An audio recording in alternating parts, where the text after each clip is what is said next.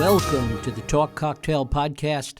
I'm your host, Jeff Schechtman. At a time when the Supreme Court is reshaping fundamental rights, states are challenging federal authority on issues from immigration to abortion, and debates over the very meaning of our Constitution rage on. We find ourselves in a period of profound constitutional upheaval. But is this truly unprecedented in our history? My guest, Allison LeCroix, argues that to understand our current moment, we must look back to a pivotal, yet often overlooked period in American history, the decades between 1815 and 1861. In her new book, The Interbellum Constitution, LeCroix reveals how this era grappled with many of the same constitutional dilemmas that we face today. As debates over originalism dominate our highest court and political discourse, LeCroix's work challenges us to reconsider what the founders truly intended. She shows us a time when even James Madison rejected what we now call originalism.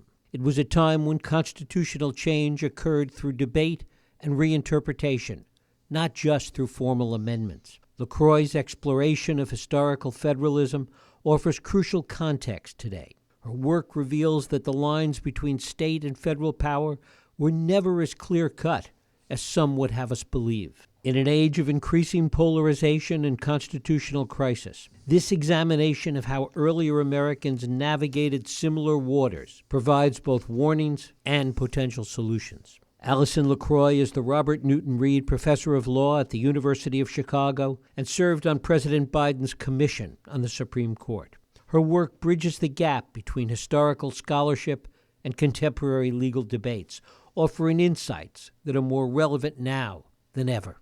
It is my pleasure to welcome Allison LeCroix here to talk about the Interbellum Constitution, union, commerce, and slavery in the age of federalisms.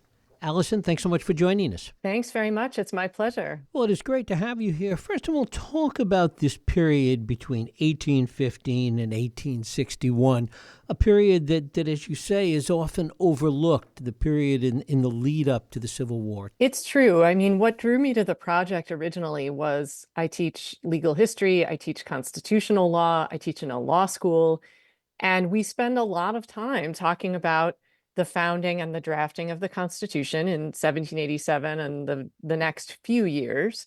And we spend a lot of time talking about the Civil War and Reconstruction, the 14th Amendment, the 13th and 15th, the Reconstruction Amendments all together. And then there's this period in the middle, and historians spend a lot of time talking about what happened in the early 19th century, but somehow it doesn't quite make it over into how constitutional law folks often think about the Constitution. And so we focus on founding moments, or the second founding of Reconstruction, as the historian Eric Foner calls it.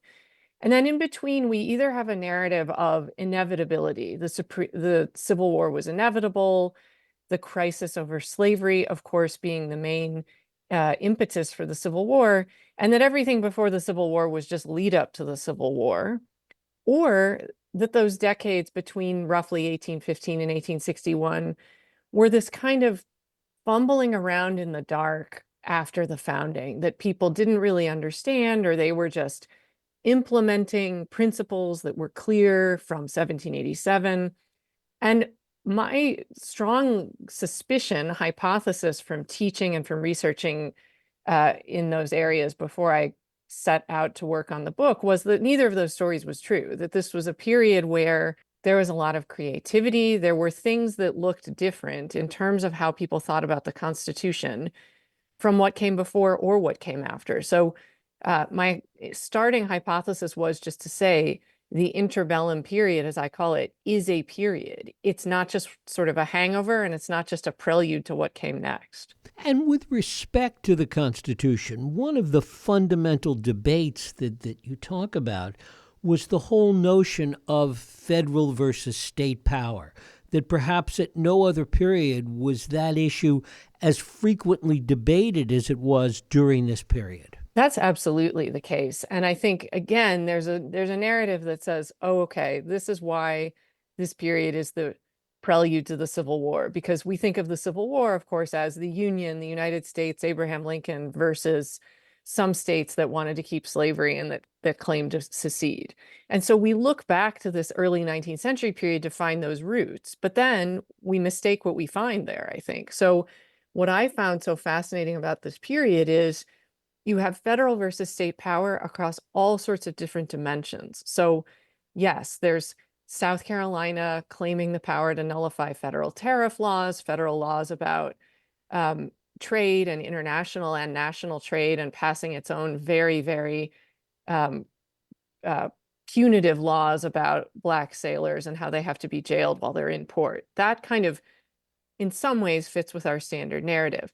But then we also have one of my favorite episodes in the book, Wisconsin in the 1850s, nullifying federal law, but the federal law that's being nullified is federal law in support of slavery, the Federal Fugitive Slave Acts. And so we have Wisconsin as a free state saying, listen, we don't want to carry out your pro-slavery fugitive slave laws here, speaking the language of states' rights, but doing it not for the reasons we tend to associate with states' rights, and also just otherwise throughout the period. I mean, on issues that don't directly implicate slavery, but this kind of splitting and arguing among levels of power, the federal government, the state governments, even down to the level of the county and the city, or the port city in a given state versus the capital city, which are different. And so there's just a lot more kind of battling over layers of governmental power that a very binary federal versus state story just completely misses. And talk a little bit about how this evolved as you see it into our current, more simplistic understanding about federalism. That is, I think, the great question and one of the most interesting questions to me. And I've started working on the next book, which will grapple with that question more explicitly, because the next book's going to be about the Civil War and Reconstruction. And I think, that's part of the answer to your question, which is in the 1850s and then 1861, when the Civil War began, people don't really have the notion of what federalism looks like that people then end up having coming out of the Civil War. And so part of what I'm interested in is saying, okay, look, we have this account of federal versus state power in which the federal government typically stands for anti-discrimination, emancipation, right? Ending slavery, trying to, after many decades, end Jim Crow segregation, the 1960s and the civil rights movement. And in all those stories, the federal government, it's Eisenhower sending the United States military into Little Rock. It's a story about the states trying to cling to slavery, subordination, racial segregation, and the federal government compelling them not to do that. So it's a kind of heroic federal government story versus states. But again, this period of the interbellum period in this book shows that wasn't necessarily the case. That is an artifact of the Civil War, Reconstruction, and the 20th century. But if you look in the early months of the Civil War, or again, this Wisconsin story, one can say Wisconsin didn't secede from the Union, but part of the reason it decided to fight for the Union was in the name of state power, because Wisconsinites felt like other states were robbing Wisconsin of its own power to say, we're protecting residents. We're not going to let people be snatched and kidnapped and sent into slavery. And so that doesn't really fit with our post-Civil War story. And so what that makes me think is, well, listen, I mean, doing good history requires finding the surprising stories that don't necessarily comport with our sense of how the history was looking back on it. And also, as you mentioned in your introduction, we're in this moment where the Supreme Court purports to care a lot about constitutional history. So it's important to get that history right. The other part of this is this notion of originalism. And it is so clear from the evolution here that was never what the founders intended. Yes, absolutely. I mean, I've written about this in this book and elsewhere, that James Madison, the father of the Constitution, originalists today spend a lot of time thinking about or asking, and sometimes hypothetically, what would Madison think, but trying to recapture what people like Madison would have said about current day issues, whether that's Second Amendment, firearms law, or abortion, what have you. And that when we look back at this period, though, when Madison was still alive to tell us what he thought. He lived until 1836. So he was very involved in a lot of the politics and the law of the period. And there's this great, I think, just wonderful sequence of events where he's in retirement. He's quite elderly, but people still bring him into political debate. And it's important to have his authority, his seal of approval. And President Andrew Jackson and Secretary of State or Martin Van Buren write to Madison to basically get his seal of approval on their theory of the federal state relationship. And they say, Madison, look, we're specifically citing a veto message from when you were president 15 or so years before. And he writes back to them in 1830 and he's like, look, you don't understand what I meant. You're not interpreting my veto message from 1817 correctly. And you're kind of waiting for the hammer to drop that he's going to say, you're completely wrong. You don't understand the Constitution. I'm James Madison and I'm here to tell you. But he doesn't. He says, it is, of course, the case, I'm paraphrasing, that meaning is not in the hands of the author, that interpretation and interpretation happens once the document has left the pen of its author, and it's beyond my power to now kind of claw back what I meant in that veto message, and that's okay. Constitutional meaning happens through what the court in the 1950s called historical gloss, the kind of practice and implementation. That's part of it too. So Madison himself was not an originalist. And when someone said to him, Jackson and Van Buren, hey, we love what you wrote. And then he said, no, you don't understand it. And then they said, well, should we offer a correction? Should we fix it? And he's like, no, that's not how meaning operates. And so to me, that's very powerful. I mean, there are lots of reasons why one might not be an originalist, but to have, in terms of originalism, to have Madison and many of his contemporaries disavowing that as a methodology, I think should be pretty powerful in cautioning us about thinking, okay, what the original either intention or kind of original meaning at the time, those should govern interpretation. And Madison's like, no, that's not my view at all. Given the power of that view, how does anybody make the argument for originalism today? Well, one of the reasons for originalism, I think, that's offered by some of its defenders, is one that's not so much about interpretation and meaning, and a lot more about courts and sort of how we think about the structures of government operating. So many defenders of originalism will say, look, it's to paraphrase the great quote about democracy, right? It's not great, but it's better than all the other alternatives.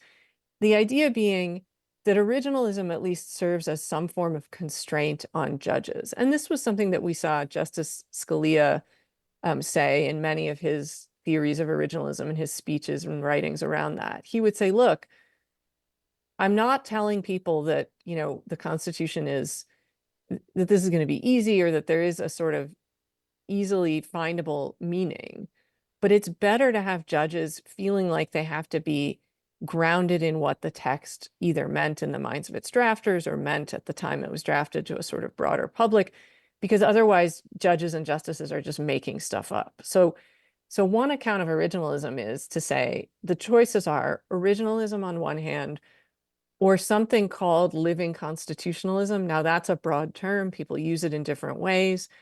But I think the most sort of the strongest version of originalism says living constitutionalism is basically just judges making things up.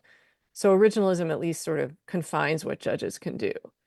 Another version of originalism, or another rationale for it, says, no, there is something that the Constitution and all statutes also, laws generally, they have meaning at the time they're created. And that meaning is fixed at that time. And so the job of subsequent users of those texts, those laws, is to figure out what the fixed meaning is. I think the difficulty there, though, and we're seeing this even now as the Supreme Court is finishing up its term and handing down a lot of big decisions, even if you say, okay, originalism matters, we need to know what things meant at the time they were drafted. how do we know what that meaning is? And if the courts start saying, well, we're doing history, but what they're doing is nothing that would be recognizable to a historian, they're just kind of picking things out of, texts that they can find online, then we have to have a conversation about what are the sources, what counts, what doesn't count. And I think we see that going on in the court right now. Like, even if we're going to do history and tradition, where do we look to find those sources? And it's not at all clear it's not self-evident to say we look to history. It doesn't then answer the question of, well, what history do we look to? When we look back at the history of this period, talk a little bit about the interpretation and the definitions of federalism that really played out at that time, that led up to the Civil War, really, and how they might have, counterfactual as it may be, how they might have played out differently if interpretations were different at that time. Yeah, really interesting question. I think one of the most striking elements of the interbellum debates about federalism, or federalism's plural, as I argue, is that they thought people were arguing quite a bit about, not do we have a federal system? Yes, they all thought that. Is federalism complicated? Yes, they thought that, right? You're going to have multiple sources of authority. That's just going to be a given. But one of the pressing questions that pervades debates in the period and keeps coming up from 1815 to 1861, as I trace it in the book, is there an umpire? And that's actually the word they use, really interestingly. It's an era before modern baseball, but they still have a notion of an umpire.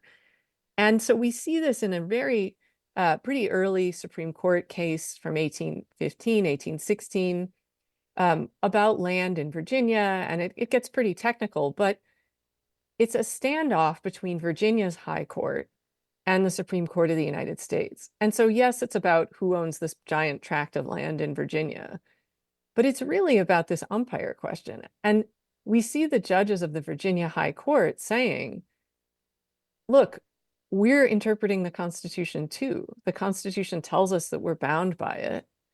And that's what we're doing. We are doing good faith interpretation. And as one of the Virginia High Court judges puts it, there's no umpire in the Constitution over us. There's no revising power. Now, the Supreme Court of the United States responds, yes, there is, and we are it. And so we see this going back and forth. So that's this land dispute in Virginia. We see it also in the debates about the Cherokee Nation and other indigenous nations in the Southeast, where states claim this final authority. Their courts basically say to the Supreme Court, you can't tell us what to do. And it's interesting to me that they think about this in these very, at some level, technical, jurisdictional questions about who's the umpire, who's in charge, did you file the right writ, can someone take the record from the court and kind of not deliver it to the Supreme Court. But it's also very, very existential to them, that judicial power, the interplay between state courts and the Supreme Court of the United States, this question of an umpire, that's where they keep kind of coming back to the rubber hits the road of this debate, I think, is often about this umpire question. And that's not so much how we tend to think of it. I mean, we think of it more like there's this thing called the federal government. It has a lot of power. States are sort of pushing back and across all sorts of dimensions. But we don't think of it as much like, is there an umpire? I think we are at a point where, yeah, generally we think the Supreme Court of the United States, like it or not, has something called judicial supremacy. That's why they're so important. So how things might have played out differently, I mean, I think, again, there's a technical side of it. One could have imagined the Supreme Court of the United States doesn't have as many people on it, or we still have circuit riding where the justices are going out and holding trial courts, for some months of the year. That, I think, might have been quite different in terms of still having the same text of the Constitution, but having the organizational structure, the umpire process, work out quite differently. Like, if the justices today still had to go out and hold federal trial courts in their home districts, basically, that seems like it would look pretty different. They might be more involved in kind of understanding things outside the court. It could be good or it could be bad, but I think it would be quite different. They might have more experience with cases before they got to the Supreme Court. They might be more connected to kind of their regions. That's another thing about this period. It's much more about region. Party is there, but region is hugely important. So all of those things, I think one could imagine leading our current moment to have a pretty different shape. And that's again why I think it's important to rediscover it, to say nothing about where we are today is necessary.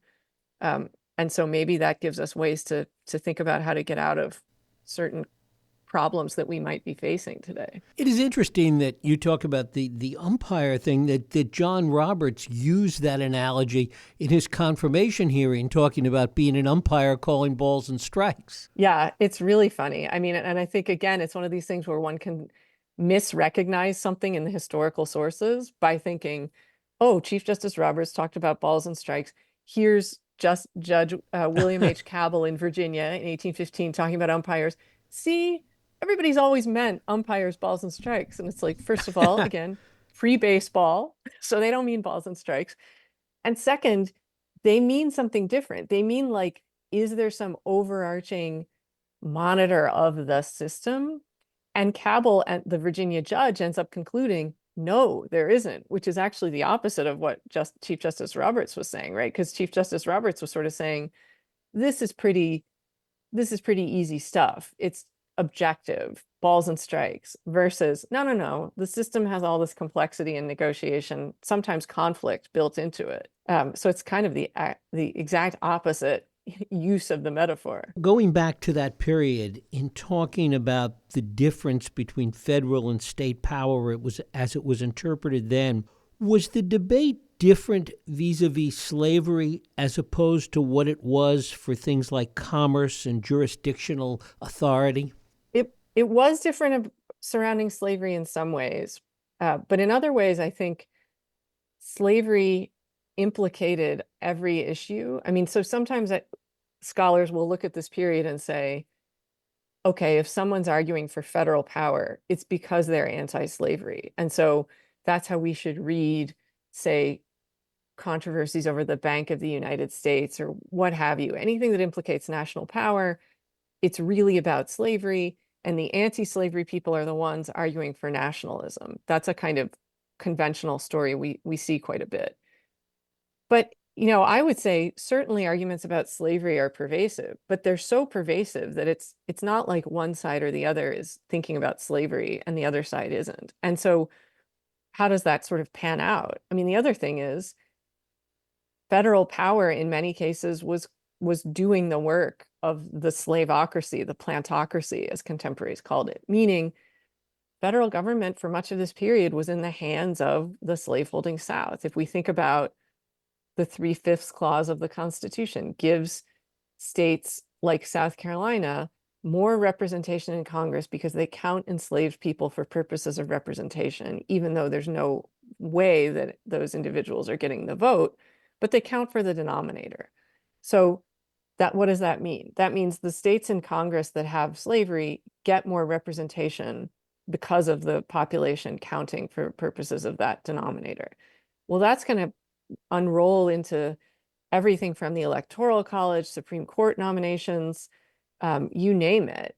And then you also have things like the Senate and equal representation in the Senate, the fact of the Electoral College. So one of the things we see in the early 19th century is many times arguments about federal power are made by people who think the federal government is in the hands of the slaveholders themselves. And so it's not clear always what side, quote unquote, of the slavery question federal power is on. I mean, to give an example of this, John C. Calhoun, famous South Carolina father of the nullification theory, pretty outspoken and toward the end of his life, increasingly virulent defender of slavery as a positive good. Calhoun liked federal power as long as it was in the hands of what he viewed as the proper constitutional structure, placing it in the hands or giving a significant thumb on the scale to the slaveholding South. So it wasn't federal power itself he objected to. It was sort of who was wielding it.